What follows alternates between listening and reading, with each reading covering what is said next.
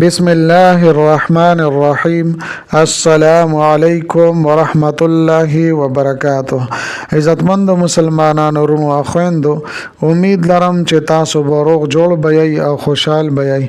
زما د الله رب العزت نه دا دعا دا سوال دی چې تاسو چرته هم یې الله رب العزت مو همیشه د پاره روغ جوړ خوشاله او آباد ساته. امین. عزتمندو، نن د یوې نوې او خاص وظیفې سره زه ستاسو مخکې حاضر یم. نن درته محترمو د رمضان المبارک د اخیری جمعې مبارکې د ورځې یو ډیره ناشنا او ډیره عظیم الشانه وظیفه بیانوم.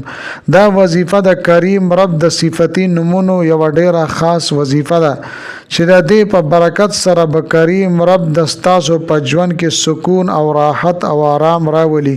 حاجتونه به الله جل شانه پوره کی، مشکلات به الله جل شانه آسان کی، او د ژوند هغه مشکل او پریشانی چې لا تر اوسه پورې نه ده ختم شوی نو هغه به ختم شي، او هر هغه ناممکنه حاجت چې لا تر اوسه پورې نه ده پوره شوی. دا وظیفه د اسم اعظم والا وظیفه تاسو کوي ان شاء الله تعالی ژوند به الله جل شانه بدل کی. زما عزتمندو، د ویډیو شروع کېدو نه مخکې تاسو ټولو ناظرین او سامعین په خدمت کې دا درخواست ده چې تاسو اسی هم ویډیو ګورئ. په اول ځل باندې مو زما د دې چینل وزټ کړی و، دا چینل مو لا تر اوسه پورې سبسکرایب کړی نه وي نو برای مهرباني دا چینل سبسکرایب کړئ.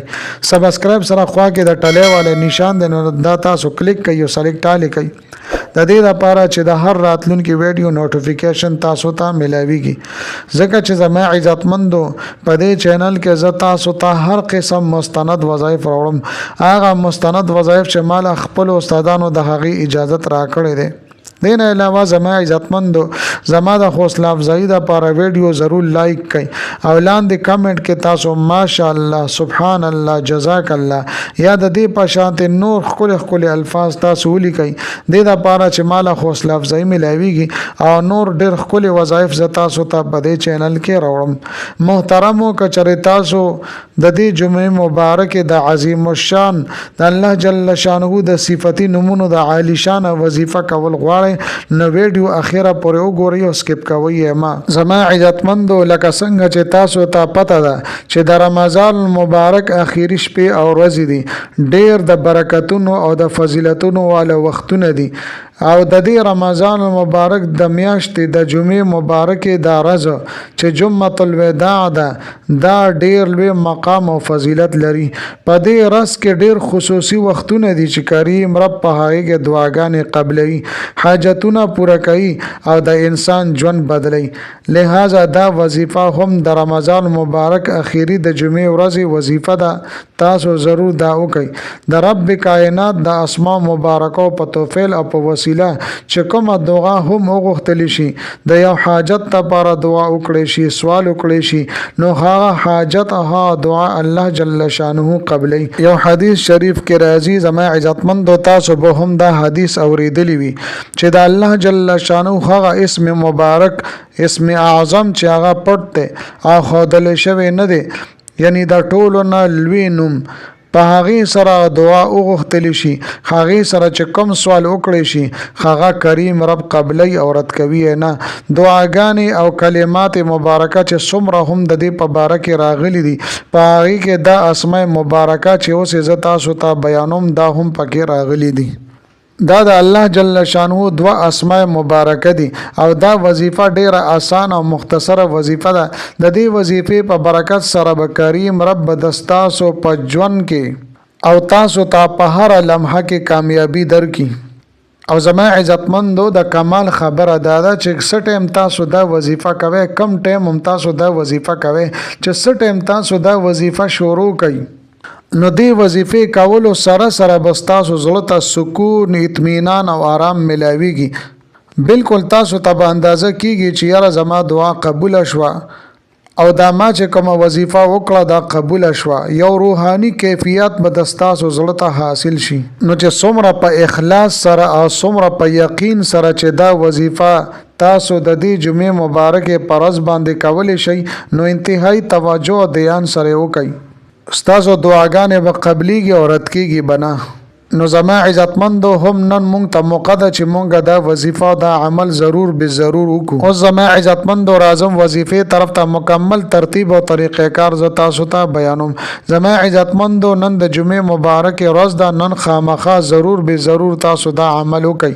او که چېرې نن تاسو نه د مصروفیاتو په وجه باندې دا عمل او دا وظیفه پاتې شوه، نو سبا هم کولی شئ، بل ورځ هم کولی شئ، یعنی تر کومې پورې چې رمضان المبارک جاری وي، دا میاشت شروع وي، نو چې څه ټایم هم تاسو دا وظیفه وکړه نو ښه به وي. خو زما عزتمندو که چېرې تاسو نن د جمعې مبارکې په ورځ باندې دا وظیفه وکړه نو ډیره بهتره به وي. زما عزتمندو د دې دپاره څه خاص ټایم مقرر نشته.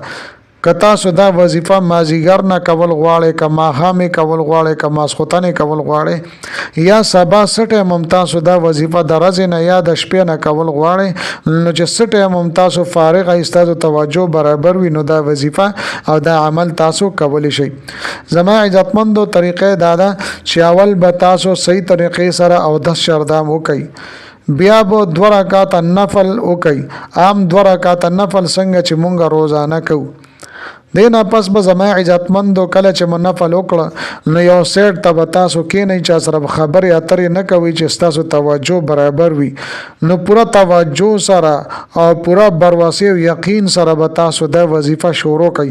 دا ټول نه پیله اول به تاسو 3 پیری تاسو درود شریف وایي، یعنی درود ابراهیمی. د دې نه پس به زما عزتمندو د الله جل شانه دا 2 صفاتی نمونه دي، یا احد یا صمد، یا احد یا صمد. دا به تاسو 1100 مرتبه 1100 پیری به تاسو د دې ورد وظیفه وکئ. او په اخره کې بیا 3 پیری تاسو درود شریف وایي، یعنی درود ابراهیمی به تاسو وایي. د دې نه پس به زما عزتمندو د دعا د پر الله سپورت کوي، انتهایی توجه عجزه سره ګړګړه سره به د الله جل شانه نه دعاګانې وغواړي.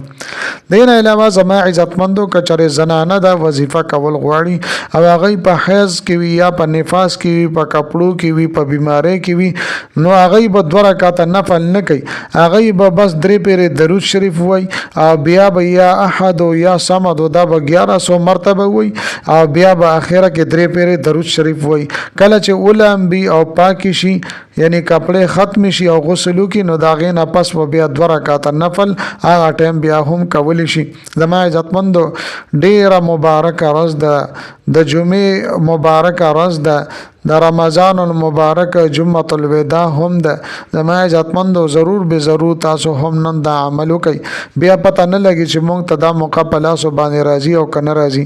زما محترم امید لرم چې دا ویډیو دا وظیفه مو ډیره زیاته خوښه شي وي. که ویډیو مو خوښه شي وي ویډیو لایک کړئ، چینل سبسکرایب کړئ. ملاویږم تاسو سره بل ویډیو کې بل وظیفه سره. تر هغه وخت پورې ماته اجازه راکړئ. د لوی الله پامان.